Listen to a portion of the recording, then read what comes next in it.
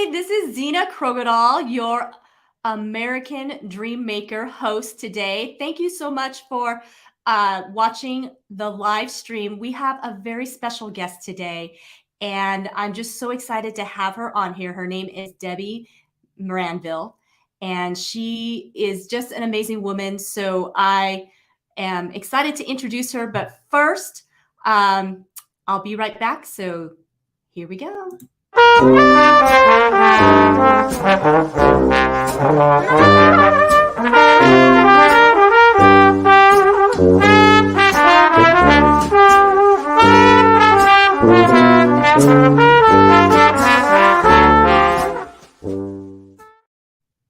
Okay, I'm back.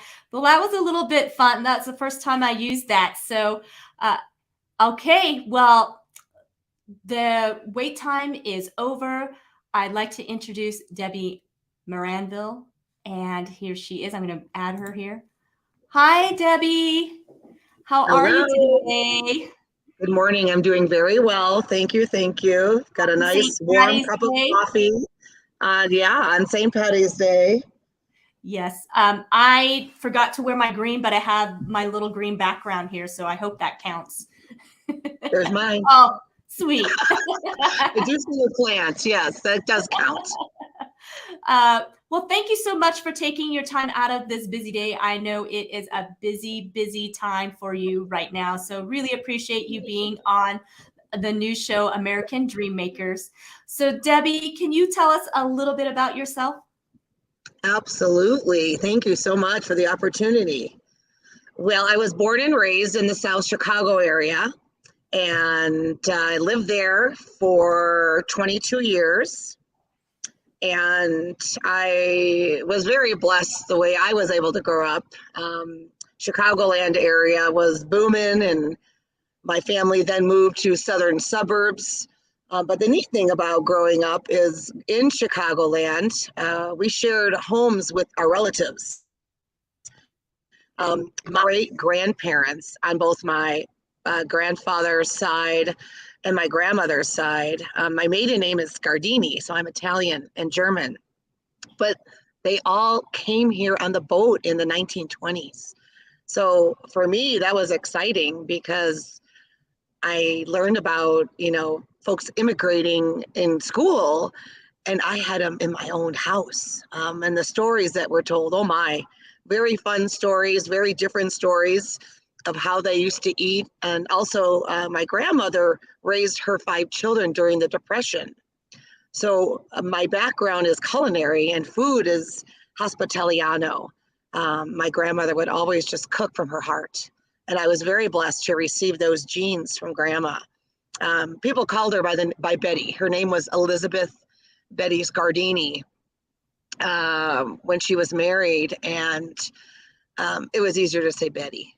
But we called her Grandma Scardini.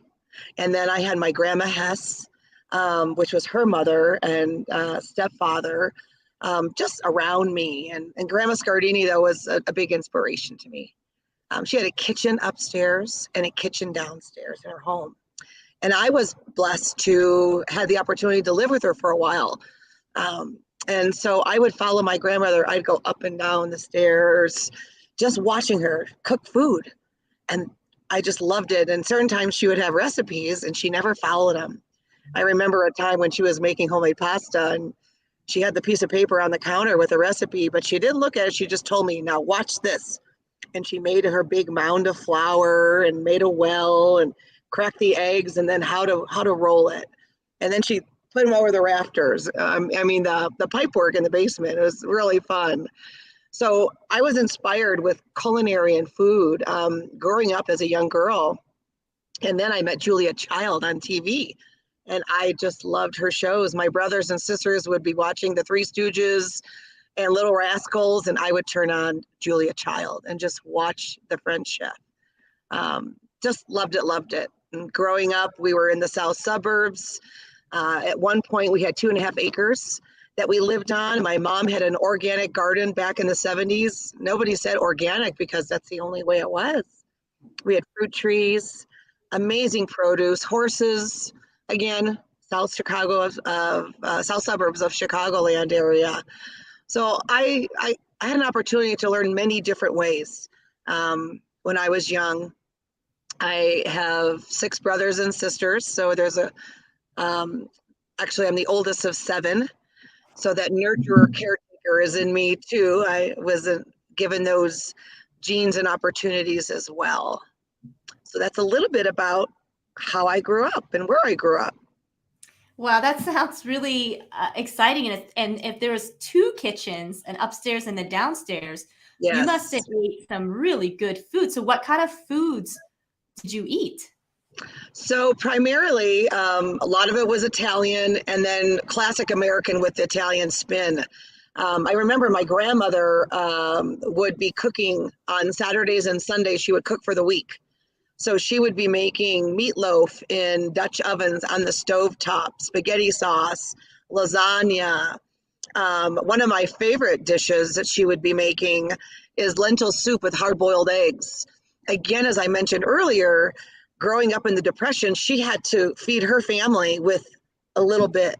So imagine you get a box, whatever's in that box, and you have to cook with it and stretch it out. She used to say, stretch it, stretch it. I remember that. Amazing baked goods, homemade rolled pizzas, spinach pie, cookies, coffee. She was a coffee girl. In fact, she would have a lot of instant coffee versus like a percolator style that my other grandmother would make. But yeah, we had so much. I mean, the list would go on, but Italian base, huge, huge, huge. My father was a hunter, and well, he still is. Bless his heart. He just turned 81 this year, and he lives in right outside Chicagoland area in Indiana, and he hunts. And so he loves hunting for pheasant, for dove, for geese. So we had a lot of that growing up as well. I remember hunting with my father and him teaching me how to lay on the train embankment and learn how to fire a shotgun. And I never caught the birds, but I was in charge of cleaning them, which wasn't always fun. Um, but yeah, food is thy medicine. I do want to share that. You know, growing up, we would make things with what we had. We weren't very wealthy. We were happy. We were given what was provided. We would make whatever we had. I was telling one of my chefs today, my stepmom would always say, what do you have a taste for? What do you have a taste for? And we'd say, okay, we have a taste for this. Now, granted, I don't think I ever said shrimp, lobster, salmon. That wasn't part, but we wanted spaghetti or a certain type of noodle, mostaccioli, rigatoni. Her mom, my grandma Carol, taught me how to make homemade tortillas. My stepmom was Hispanic, and so I got to learn a lot of the Latino culture as well growing up, and it just stuck with me. So when we eat food, it brings us together. I'm a nurturer. I know we all have different love languages, and mine is food. I am also a certified herbalist, and I went to herbalism school in the Prescott Valley, Arizona location. It's called Herbal Wisdom Institute, and that was founded by Chris Vaughn. She's the herbal instructor, and what I learned about the power of the plants was even more powerful. My husband thought I'd be doing tinctures and teas and other things to help our wellness center, but oh no, I had something else come about, and I fell in love with the culinary herbs. So you've heard the song, parsley, sage, rosemary, and thyme. Well, then I added basil, garlic, and turmeric to that, and I just learned how the power of the plant, not only did it taste good, but it was good for us. So that's just super exciting about incorporating just fresh food and creating different cuisine. And it's good Wow. for you. Yeah, Yeah. that's amazing, Debbie. Hi, Eric. I just wanted to say hello, welcome. Thanks for tuning in with us this morning. And yes, food is medicine, and that's really impressive, Debbie.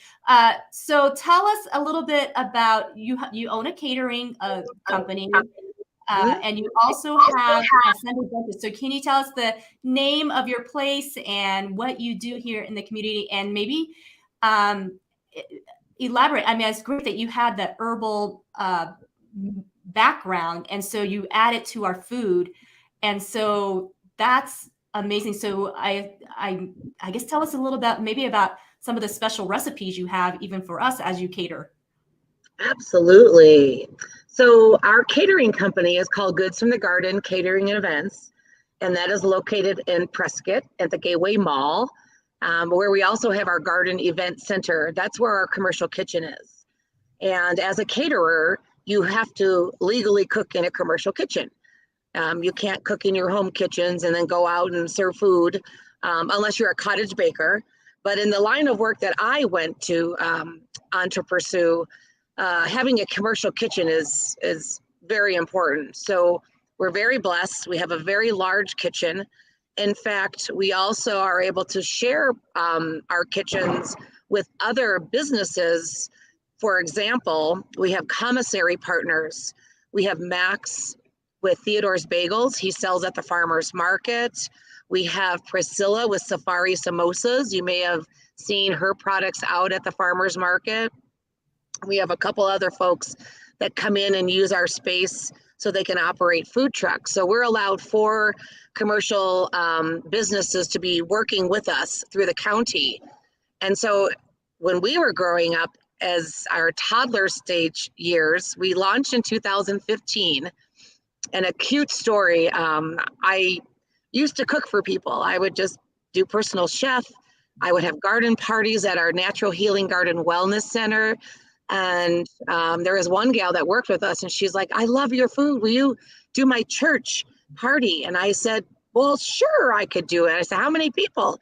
She said, 200. My eyes opened up, and my husband said, honey, I think it's time for you to get your catering license now. So we applied for the license in 2015, and that's when Goods from the Garden Catering and Events was born. And from there, we do all different types of events. But that church event, and that was done by my friend Tamara, it really was the highlight of my career to launch. And so we were cooking for the Sacred Heart Church, and we had to do different origins from around the world. So talk about crazy in the kitchen, but it was so much fun. And I really like to tune on that a lot too, because here at our commercial kitchen and at work, the culinary industry is always a challenge one as far as overall costs go, finding the people who are passionate about cooking. They say anybody could cook, but we look for those that are passionate about cooking, because when you cook with passion, you feel it when you're receiving it. When the food is made by people who care and are following our guideline and also given the opportunity to be creative, it comes out in the food. It comes out in the presentation of the food when we explain the food. And what I love to do is when people like bite into the food and they're like, they give you that yummy face. It's like, yes, we got it. Because it's a part of it, creating that experience. We have our hands for touching and seeing and tasting and smelling, but that taste and the smell and the seeing is really important to our company, how we present the food. As I mentioned, going to the food as thy medicine piece, creating food and catering for weddings, memorials, networking parties, gala events. We do a lot here in community for catering services, and we know everyone has a different budget. Coming out of COVID, that truly changed the way that we do our business as well. We can work and do catering. When the governor says, okay, everyone's shut down, you have to be creative and think out of the box. And there were some amazing restaurateurs here in community that said, okay, we got to do things different because we still had to survive. We had to give hours to our people. And how was that going to look? And in addition to catering every day, our company also prepares meals for clients that are with Polara Health, which is one of the largest organizations in the Yavapai County area. And back in the day, it was West Yavapai. So July 2018, we were offered the opportunity to prepare breakfast, lunch, and dinner for 45 to 50 patients every day. And so we would take the fresh food that they were given, or that we served, and we would also tell them stories. An experience I had at the substance abuse, which is the Hillside location, we talked about basil and how basil is so good for the liver, because when your liver is happy, it helps. It's one of the major organs that helps with decision making up in the brain. And we know that men and women going through a hard time as they're focusing on their wellness, we would say, eat basil, eat beets. They'd be like, I don't want to eat beets. Those are purple. I said, trust me, they're going to come out purple, but they're so good for your tummy. Try them. And they'd say, Debbie, it works. Debbie, it works. So to talk about a heartfelt way of sharing food with compassionate men and women, I often have to pinch myself, like, is this really what we're doing too? We get to feed so many people going through such a difficult time in their life. And we're perfectly imperfect. However, we have folks that are in adult care centers. We have day centers that eat the food. We have a couple other psychiatric hospitals that eat our food. And so working with those men and women has been a huge part of our success of, I guess, staying alive after COVID. You know, you have to think out of the box, and to be able to nurture folks with food every day, in addition to weddings and parties, we all have to eat. And so to be able to share that is amazing. In 2020, it was a hard year for all of us, and we were awarded 2021. I got a call from Sherry Heine, the CEO of the Prescott Chamber of Commerce. And she said, are you sitting down? And I said, no, but I can. She said, I wanted you to know that you were awarded Philanthropist of the Year. And I started crying. Literally, the tears were coming out of my eyeballs, my ears, my wrists. You know, I was like, us? You know, I thought of a philanthropist as someone who has lots of zeros that write checks. And I don't do that. Our company doesn't, we don't get to do it with checks, but we do it with food. And so it takes a lot of resources, not only purchasing food, but the people to make the food. And so when we were awarded that, look at me, I get all mushy. I'm emotional too, in a good way. But it was like, wow, that's what we do. We bring the food and we celebrate the food. And at times I have to look at my business plan to say, okay, does it follow this? Does it follow this? Does it follow this? Sometimes, Zena, it doesn't always follow, but it's like, I just feel God saying, Debbie, I need you to do this today. And we do it. And whoo, it's powerful. It's very powerful. So thank you for letting me share that part. Oh my goodness, that is so amazing. Hi, Janie. I just want to say hello. Thank you for joining us. And you guys, if you have any questions at all, please put it in the chat. You know, Debbie absolutely, you know, would love to answer any questions you have. Debbie, I have experienced your catering and your food around town, and yet you have an absolutely big heart. And I can taste that love and the passion and the heart that you put into it. And there is such a difference. And I grew up with a mom that loved to cook too, and that was her love language to all of us. And you're right, it makes a difference when somebody, because you can cook, you can follow a recipe, but when you love it, there's like something really magical that goes into that, right? Just really magical. And it just seems like you can absolutely taste it. So, oh my gosh. I mean, I appreciate you sharing your heart and your deep felt passion for it, because it's not just about catering. Tell us a little bit more. I'd like to hear about, all the years of experience that you have been doing this. And oh my gosh, meeting Julia Childs, what was that like, right? Um, I'd love to hear about that. And then also any lessons learned or takeaways that you have for us in the experience that you have had over the years. Absolutely. Well, as far as the meeting part, and I don't know if I was completely clear. I met her because I was watching her TV program. So I never got to like meet her in person, but to me, she was in my front room. I would watch her every day, and just the way she would cut things in her laugh, bon appetit. She was just amazing. And my grandmother would laugh, and she didn't have that much of a German accent because she came from Germany. Um, but she had that Chicago style accent, and it was beyond words.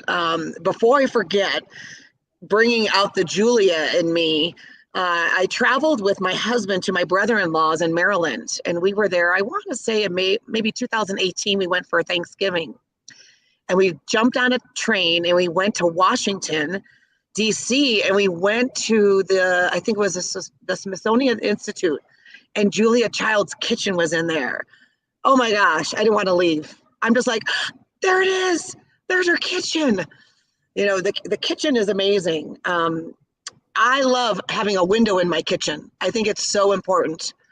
My current home doesn't have a window in the kitchen, but it has a big set of French doors. And so I put a mirror with this real cute little trim and a crystal hanging to pretend it's a kitchen window, because I just feel in my heart, it's God just looking in on me and just saying, yes, you're doing exactly what you want to do. And I look out the window and it's like, oh my gosh, this is amazing.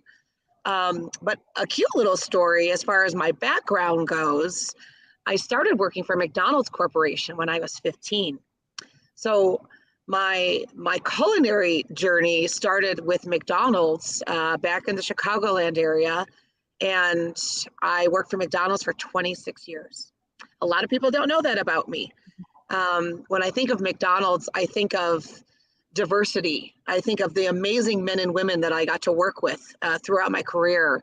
I worked for the corporation and then 1 year for franchise. And I learned a lot about systems and people. And yes, it was a burger, a fry, and a shake, but I feel that the systems and the training that I received just really helped set me for where I am right now. I was able to work with people from all over the country. I was training individuals from Thailand, from France, Switzerland. I actually went to Hamburg University, and that's where I received the Gold Hat Award, which was given to me. I was awarded this by my classmates. There was 120 that I went to Hamburg University with back in Oak Brook, Illinois, and I graduated in 1990. And it was a gold hat back in the days. The men in McDonald's wore hats because women weren't there yet till the 70s. And they painted it gold, they put it in a frame, and everybody signed it. And my boss came for a dinner, and I thought, oh my gosh, Chris. So Chris Slott, if you're on there, you're a huge part of my success. But she was sitting next to me, and they called out back in the day. At that time, I was Debbie White when I was married, that I won the Gold Hat Award. Me? Out of all these people.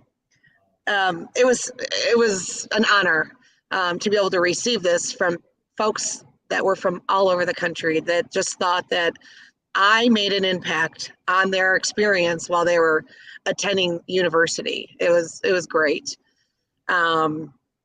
So moving forward, as I mentioned, through those years, my mom moved to Arizona and she worked at little cafes. And so I would go to work with her because I didn't have a lot to do and I loved. And so I was around classic American food. I was around Thai food. Remember working with my mom. I bartended at Char's Thai Food in Tempe, right where ASU is.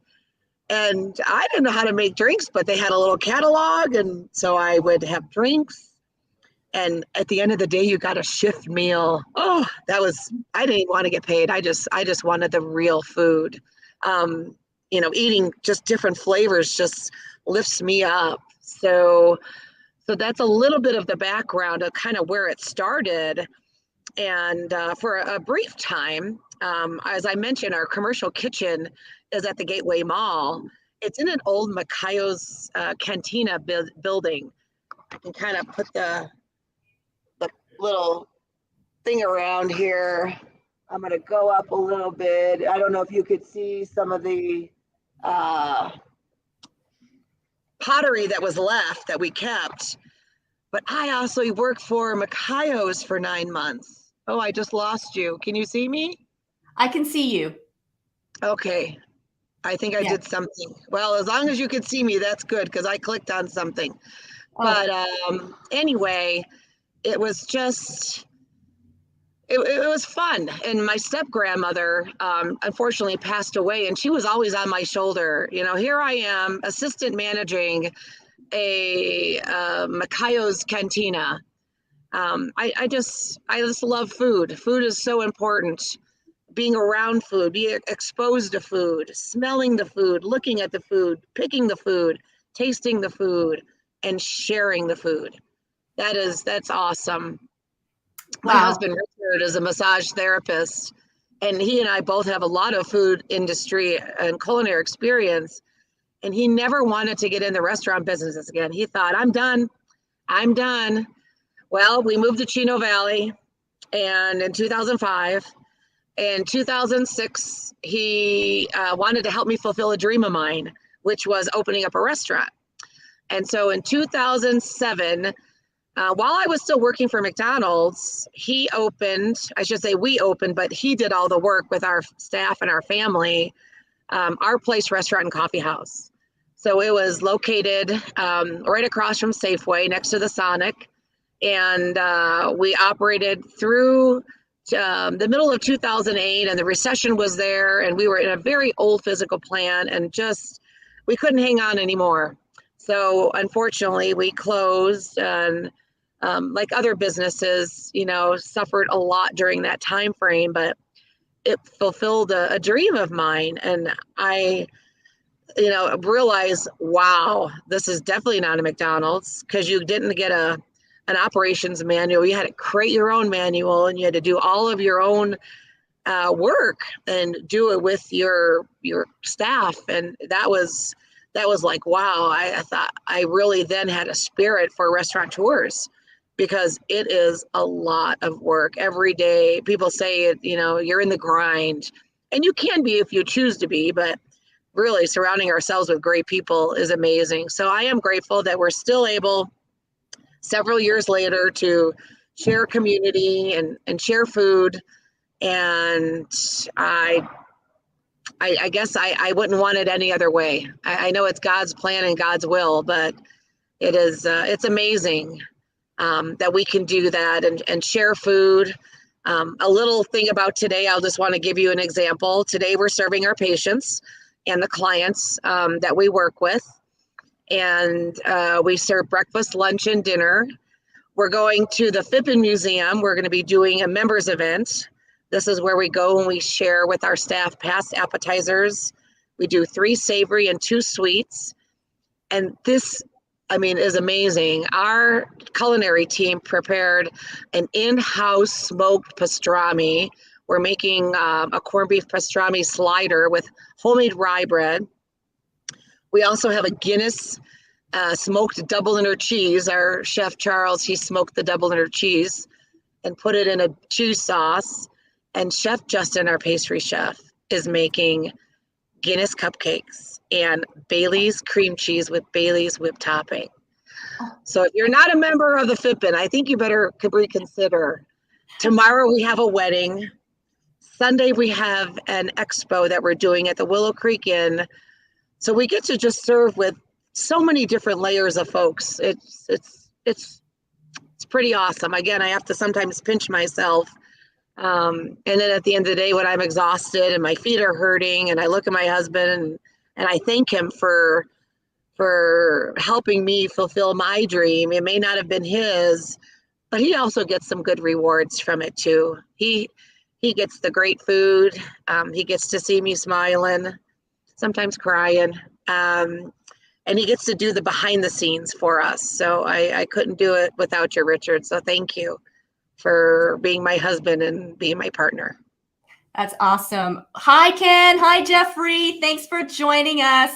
Debbie it, it's just amazing. I had no idea about that. You went to Hamburger University. How cool is that? I don't know very many people who can say that. So that's amazing. And then the menu you just talked about today. Holy cow. Wow. Yeah. And if somebody did want to become a member of what was it called again? Oh, the Phippen Museum. Oh, the Phippen Museum. Yeah, the Phippen. So that's one of the museums here in Community. And it's off of 89, right where almost where the 89A intersects. And they have amazing, amazing Western art. Different artists come through during different times of the month. And we've been one of the preferred culinary vendors. They have different partners that they work with at the Phippen to create the culinary experience. And so we've been very blessed to work with them. On an average, I would say we do about 8 events a year with the Phippen. Okay. And that's a great way for us to also get referrals and create future business by people just eating the food and then saying, oh, I want you to do our anniversary party. Oh, can you please help me? My husband passed and I need help with a memorial. Or the Phippen just asked us to come and prepare meals for their members, for the board of directors. And it's just a fun way to celebrate. Yeah, and you have all the beautiful artwork around too. It makes for a great workspace. It's a lot of schlepping though. I will say, if someone were to say, what would be one of the hardest things with catering, the schlepping of lifting all the equipment. I mean, we're talking crates and bins and carfuls because people see all this food laid out. It's like, oh, look how pretty it is. Well, it took us about usually 8 to 12 hours just to make it. Then we have to transport it. Then we have to present it. So really before you take that bite, we've touched the product and the environment like 8 times to get it all ready for everyone to eat. You know, Costco has it made. You know, they have these big kitchens and big platters, and you go get a platter of food and then you bring it home. We can't compete with Costco, but you know, they have everything in their big warehouse. Well, we have our own warehouse, and our team, if they are listening or when they get to hear this at a future time, they'll be like, yep, they got a warehouse. But there's a lot of equipment and a lot of hands that, you know, share the experience as well. Yeah. And it's a true culinary experience. It's definitely a labor of love as well. Just doing all the, like you said, the back of the scene of bringing and delivering. You guys do an amazing job for sure. And Debbie, you're just amazing. So what's the largest group that you have catered? What is the largest amount of people you've catered for? The largest amount at one time, the first thing that comes to my mind, we did a pancake breakfast for Governor Ducey back in 2000, I think it was 19, and there was about 300. But then I guess I'm going to back up a little bit. The largest group that we've catered for was when President Trump came to the airport, and we were invited the night before. They called us and said, Debbie, we need help. We have an opportunity. We need someone to bring breakfast and drinks. And I said, well, where am I bringing it to? I need you to bring it to the airport. We need your help with Trump. I'm like, okay. So that would be the biggest, because there were thousands and thousands and thousands and thousands of people that were in one space waiting to meet President Trump. I remember the feeling that I had when the helicopter and the plane was over. I mean, the goosebumps were just coming on my arms, and my staff was running up and down the driveways carrying, we had bottled water, we had hot coffee for those that wanted coffee, we had iced tea, lemonades. We're trying to keep people hydrated because it was hot. And then we ran out of beverage. I mean, we had hundreds and hundreds of bottles. So we had fruit left. So we're like, here, people were like all sweaty and waiting just to be part of this celebratory opportunity. So we were making fruit cups and saying, here, suck on the pineapple, suck on the cantaloupe. So yeah, that would be the biggest one. Yeah. Wow. Did you get to meet President Trump? I did not. I did not. It was very, very difficult, even for those that were there in the area. And I just figured I'm doing my part. We're going to do our part, and know that, you never know. You never know. But one thing that you just reminded me, I'm not sure how much time we have, but I like to tell another little story. Please. So as a caterer, even before I was in catering, my mom catered. And so Mom, thank you, Linda, for the inspiration, because my mother was a gourmet caterer, and I really never knew what she did. Until I became a caterer. It's like, oh yeah, I get it. I see what you did. But I would always watch, at the end of every movie, it goes through all the different line items and all the different actors and production managers and where the scenes were. We want to thank Prescott, Arizona for using the blah, blah, blah. And you see the woofer and the gapper. And then you see the caterer at towards the end, never the beginning. But with catering, you think everyone's connecting, but I always look and I'd say, oh, look at that caterer, look at that caterer. Then I would Google them and I'd learn about it. And I just look at them and think, oh my God, they're from New York. And oh my gosh, they're from Spain. Oh my God, they're from West Africa. I would just learn where all these people came from. And recently, last month, February and March, we had the opportunity to cater for a movie that was filmed here. It's called Mysteries of the Heart, Moth. And there were some amazing local businesses that came together to support this small film company. It was Nicely Films. They're from Scottsdale. And I got to meet the owner. And through the whole experience, I told him my dream was to always, find a way that I could have Goods from the Garden listed as part of the credits on a film. And I was speaking to Vanessa, the owner, and to Curtis, one of the managers, and they said, well, that dream's going to come true. So here it is, Prescott, Arizona, part of a film crew, that we were able to feed these men and women who, most of them were from Scottsdale and LA. So it's warm there. And they came up and we had snowstorms, snow every day. We had to go through the elements and feed these men and women. And, it was a small film. So there's a small budget. And we figured it out. And we work with folks from Yavapai College, City of Prescott, other local businesses were helping. Marino's Mob Burger was one of the sets that they used for part of the movie. We were over at Prescott Tire Pros with Louis Gomez and team, and it was really cool. And my team was out there just serving these men and women, and it was neat. But I got a dream of mine is coming true, to just say Goods from the Garden catering and events, that little line.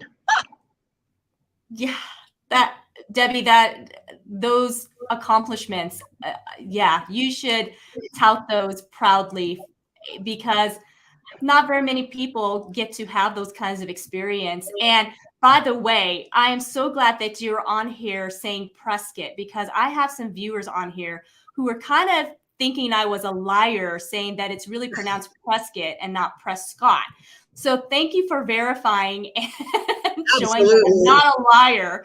You're not. You have too much integrity for that. I'm just teasing. They didn't really call me a liar, but they kind of had their are you sure that's what, how it's really said? I said, listen, if you come to visit me in Prescott and you say Prescott, you're going to get beat up. So I'm trying to help you out here. Yeah, there you go.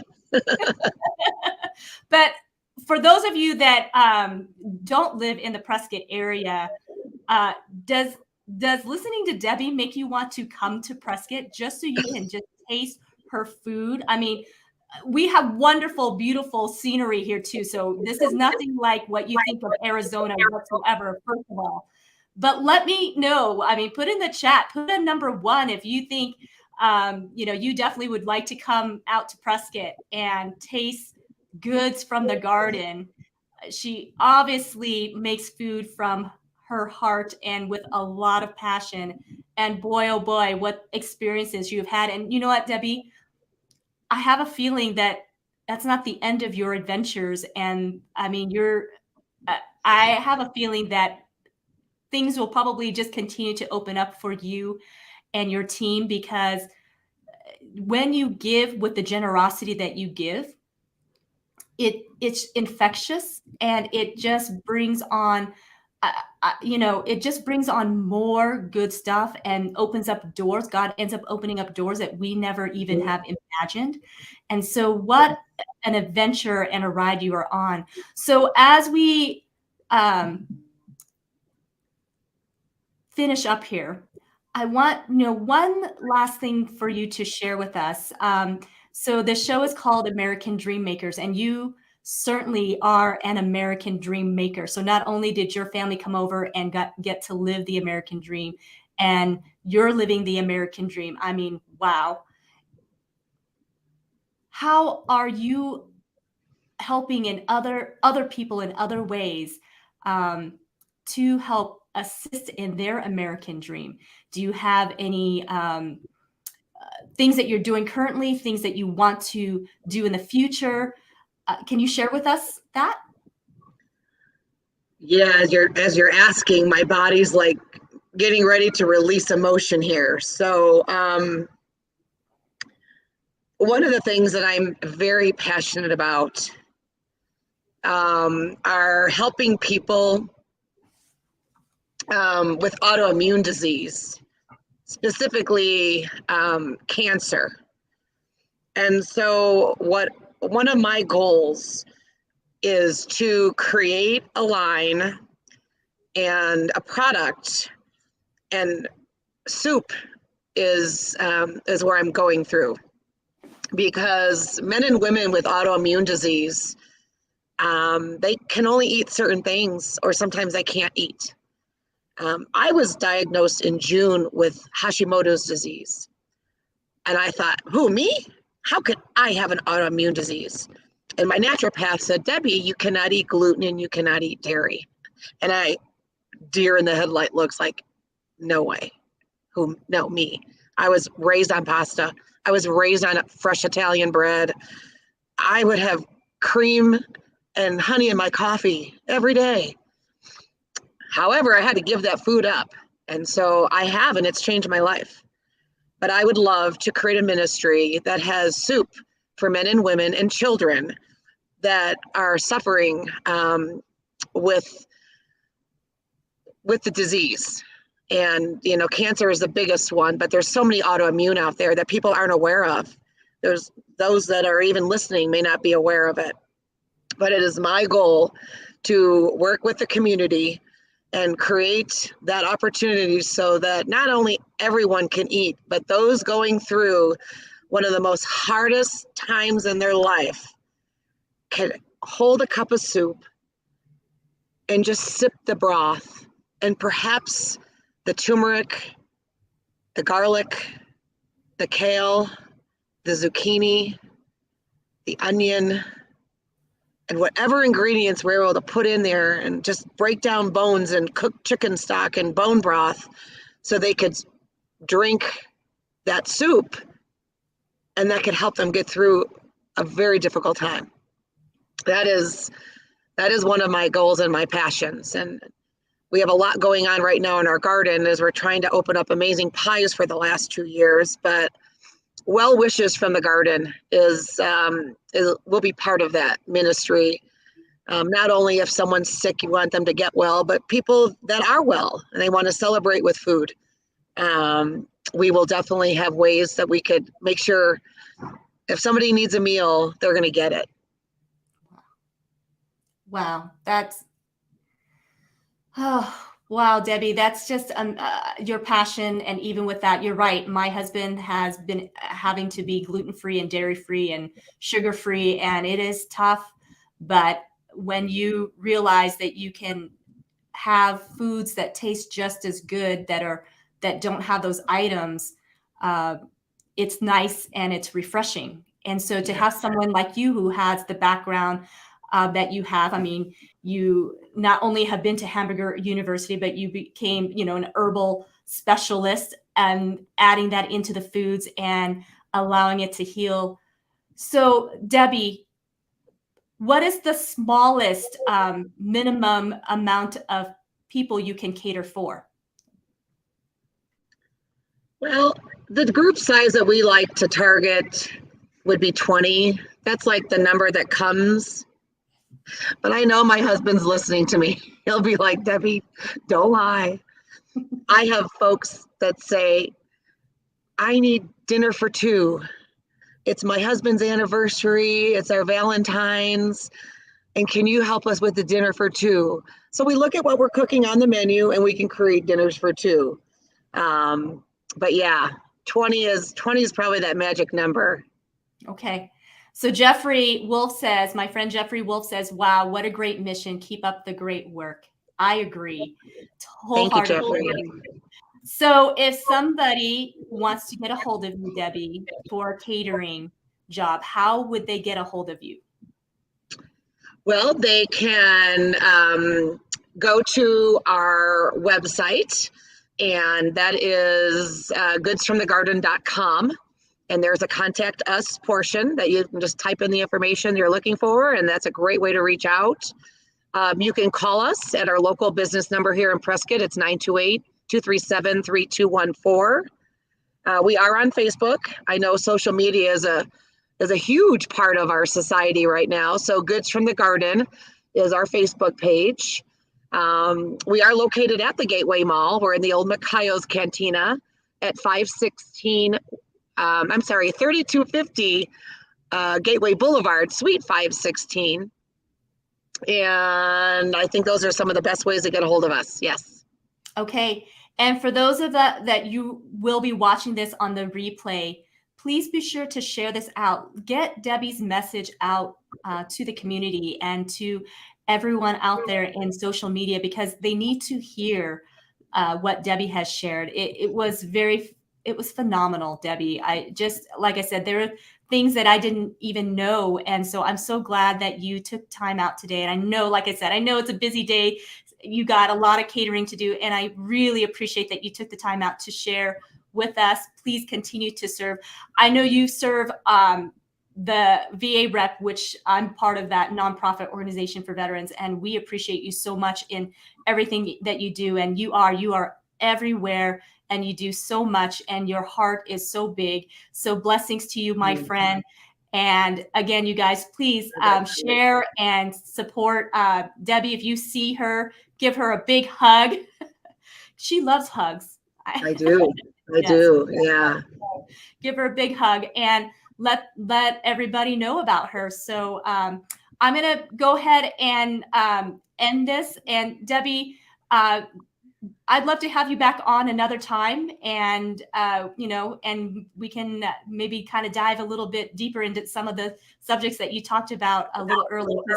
And limited on time, we can't expound on everything. But gosh, you have so much interesting stuff that I'd love to take an even deeper dive. So if you're okay with that, we'd love to have you back on. So I love it. Thank you so much, and thank you again for the invitation to be part of this journey that you're on. When you asked me, I was just very moved and inspired. So I was happy to have the time available. Thank you for letting me share my story. You are absolutely welcome. I'm going to put you in the green room and we're going to end the show, but please don't take off. I will be back with you in just a bit. Okay. Okay. So thank you guys so much for watching, and we will see you next time. All right.